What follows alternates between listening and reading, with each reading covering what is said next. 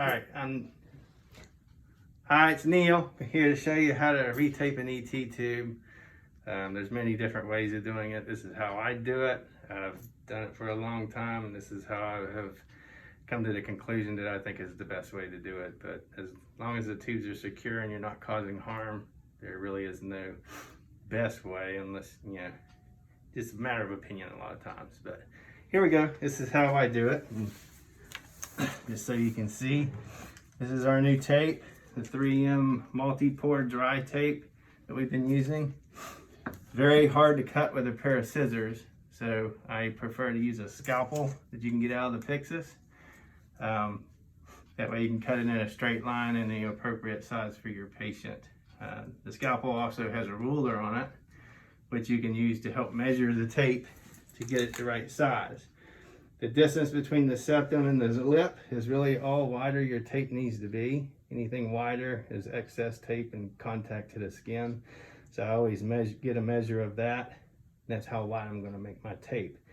Right here you can see about 1.5 cms is all you need for each piece of tape. And then I'll show you how we split it and then use one cover piece. So, line that up. So we'll cut a little bit off of this. Not much.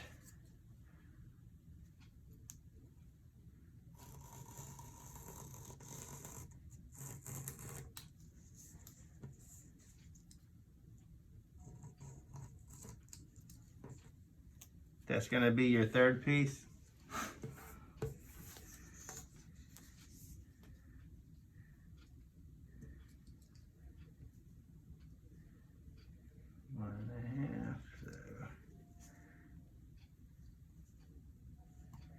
The tape does have a nice grid on the back of it to make it easier to keep it in a straight line when you're cutting it.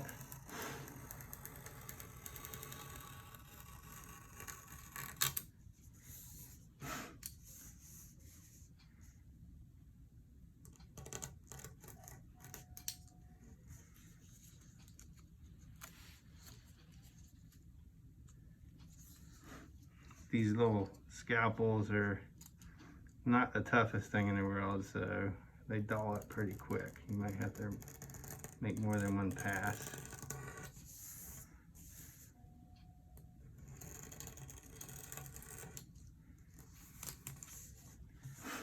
Alright, so this piece, these two pieces will be split. So about the halfway point, you want to split it right down the middle. And those are going to be your ties, basically.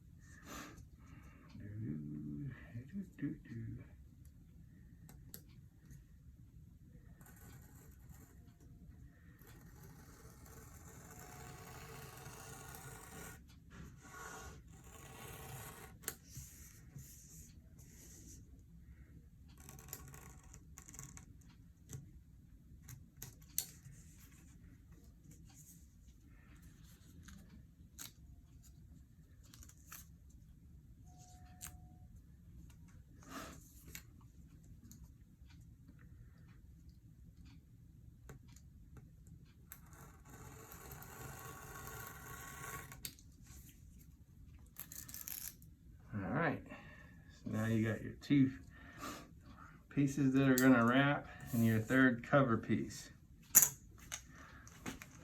So it doesn't really matter which side you start with first. If I was doing it on the side, say I was going to have my ET tube on the left side, I probably would start with this piece first, just because it seems easier to me. But we'll do it in the middle. But a lot of it's just personal preference. Alright, I do like this tape, but the only thing that I find tricky about it is peeling it when you start. It can be a bit of a pain in the butt.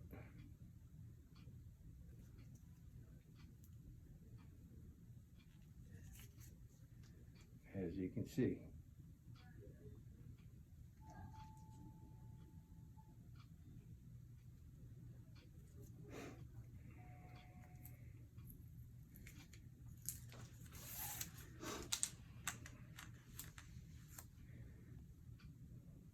usually we'll take these tabs, put one on each finger, that way they don't get tangled up. So what you want to do is you want to get the tip of this split as close to the tube as possible. That will make it a lot easier to get the tube wrapped without a whole lot of slack. Because the further away from this point the tube is, the more slack you're going to have in your tape job, and which means your tube will move more. Take your spiral and wrap it out the tube a bit, not all in one spot. If it's all in one spot, if it got wet, then it all gets wet.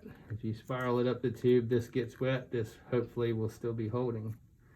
Put you a little fold at the end of it so the next person doesn't have to fight to untape it.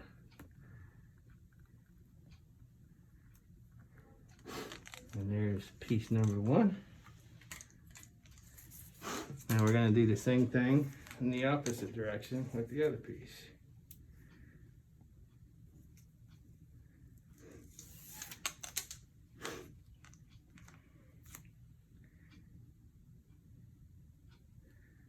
Same technique, just come in from the opposite direction.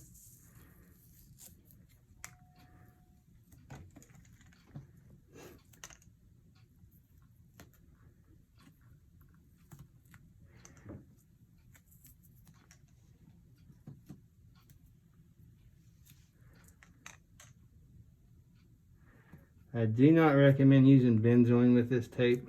It's sticky enough without it. If you do use benzoin, it's just going to make it a lot harder for the next person to retape the tube, because it's plenty sticky without benzoin.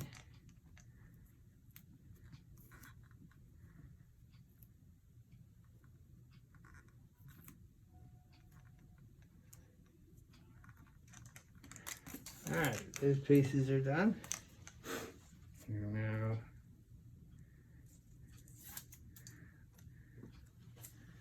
This is your, what some people call a mustache piece. Ties them all together nicely. Gives it a little more reinforcement right there. And there you, voila. So you notice I don't have the lips covered with tape. I don't have the cheeks all covered with tape. Trim these off right inside the ear, and you should be good to go. Thank you for watching.